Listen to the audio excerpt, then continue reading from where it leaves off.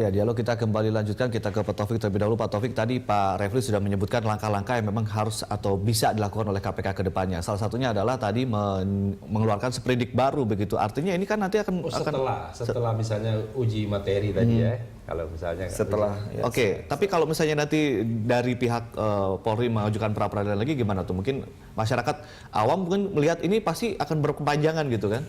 Ya begini, putusan pra peradilan itu kan bukan menyangkut apakah bukti bagi KPK untuk menetapkan tersangka cukup atau tidak, bukan itu yang sebenarnya awalnya diskusinya soal itu, bahwa KPK tidak cukup punya bukti untuk menetapkan tersangka, tapi ternyata di pra peradilan putusannya soal kewenangan KPK, ya, bahwa KPK untuk kasus seperti BG ini, di mana seorang anggota kepolisian yang tidak menjabat sebagai penyidik tapi menjabat di personal administrasi, maka dikatakan KPK tidak berwenang. Jadi soal kewenangan. Nah, oleh karena itulah maka saya tadi setuju sekali dengan Bung Refli yang mengatakan bahwa salah satu jalan keluar selain dari PK gitu ya, itu adalah mengajukan judicial review terhadap kewenangan kewenangan KPK ya, soal pasal 11 untuk menafsirkan aparat penegak hukum dan penyelenggara negara. Sekaligus juga kita ingin mengetahui apakah memang benar tafsir penyelenggara negara dan tafsir aparat penegak hukum seperti pertimbangan hukum dalam pra peradilan yang sebenarnya yang punya legitimasi untuk menafsirkan undang-undang itu adalah MK, bukan hakim pra peradilan, apalagi hakim tunggal. Nah, ini menurut saya penting juga supaya KPK bisa terus bergerak ke depan. Jika kemudian anggaplah ini dikabulkan, nah KPK bisa mengeluarkan sprindik baru. Penting untuk KPK dan penting juga untuk masyarakat Indonesia akhirnya jadi tahu, artinya jadi melek terhadap masalah-masalah seperti ini. Nah, ini masalah pelajaran, ternyata ada satu orang yang kemudian juga memetik pelajaran dari ini, Pak Surya Dharma Ali, yang kemudian juga sudah akan mengajukan sidang pra peradilan dengan satu tuntutan juga 1 triliun rupiah menuntut kepada KPK. Ini bagaimana Pak Refli? Ya, begini. Ya, kita tentu kan tidak bisa membatasi ya seseorang yang ingin menuntut dan mencari keadilan, itu sah-sah saja. Tetapi kan mestinya pengadilan atau peradilan itu sendiri yang harus tahu diri begitu. Apakah kemudian dia mengadili ya, sesuai dengan kewenangannya atau tidak? Karena kalau dia tidak sesuai dengan kewenangannya, maka sesungguhnya kan akan bisa mengacaukan sistem hukum. Jadi bukan berarti kemudian tidak bisa mencari keadilan di tempat lain.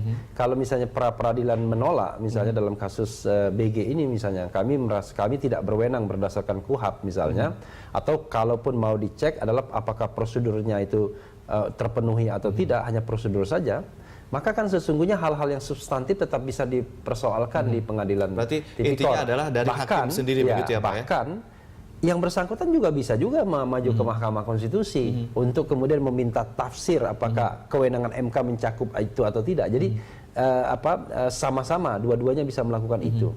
Tetapi kalau kalau semua kewenangan yang besar tadi yang mestinya kalau di MK kan dengan 9 hakim yang memutuskan, kalau di pengadilan tipikor minimal 3 hakim misalnya, di take over oleh 1 hakim tunggal hanya dalam jangka waktu 1 minggu, maka itu kesesatan yang luar biasa jadinya. Nah, jadi silahkan saja mencari keadilan, tetapi hakim harus tahu, ya, tahu diri sampai di mana batas-batas mereka. Tapi beliau pun harus tahu diri karena memang ada mengawasi, misalnya di sini ada komisi yudisial begitu. Bagaimana pandangan Anda mengenai peran dari komisi yudisial di sini? Kan komisi yudisial kan manusia biasa juga, artinya kan dia juga hanya melihat yang kasat mata.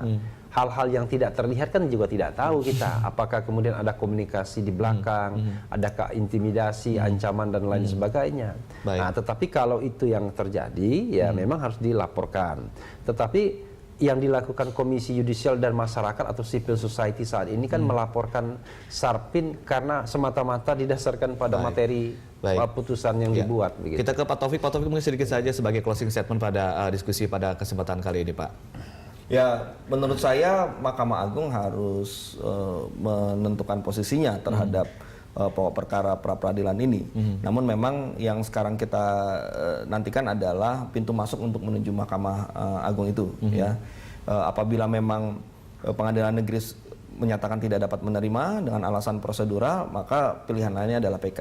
Tapi untuk penolakan dari pengadilan negeri ini pun juga masih bisa diawasi oleh Mahkamah Agung. Apakah benar pengadilan negeri menyatakan tidak dapat menerima pendaftaran ini dengan berlindung di balik SEMA, di balik prosedur bahwa pengadilan negeri bisa menyatakan tidak menerima, kemudian mengeluarkan penetapan ketua pengadilan negeri. Nah, ini kan juga ada fungsi dan peran pengawasan yang dilakukan oleh MA. Nah, kita tinggal tunggu saja dalam beberapa hari ini untuk melihat sikap MA terhadap sikap ketua PN Jakarta Selatan ini seperti apa. Intinya adalah MA harus melakukan review terhadap putusan itu. Baik. Begitu. Baik, terima kasih Pak Refli dan juga Pak Taufik telah sharing di diskusi kita pada kesempatan kali ini, dan pemirsa demikian dialog Jurnal Pagi.